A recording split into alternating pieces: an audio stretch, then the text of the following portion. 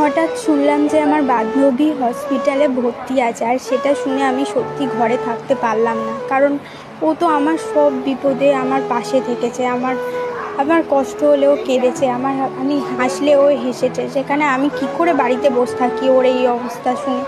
তাই আমি ছুটে চলে এসেছি ওকে দেখতে, আর থাকতে পারলাম না ঘরে। তো এখানে এসে দেখলাম কাকিমা আছে, আর রাত্রিরের খাবার ডিনার দিয়ে গেছে, তো ওটাই ও করছে এখন। আর সেভাবে খেতে চাইছে না কিছু, কিন্তু তবু জোর করে কাকিমা একটা রুটি খাওয়াচ্ছে ওকে। আর তোমরা সবাই ঠাকুরের কাছে একটু ভগবানের কাছে প্রার্থনা করো যেন ও তাড়াতাড়ি সুস্থ হয়ে যায়। আমি এসে দেখে আমি সত্যি চোখে জল ধরে রাখতে পারিনি।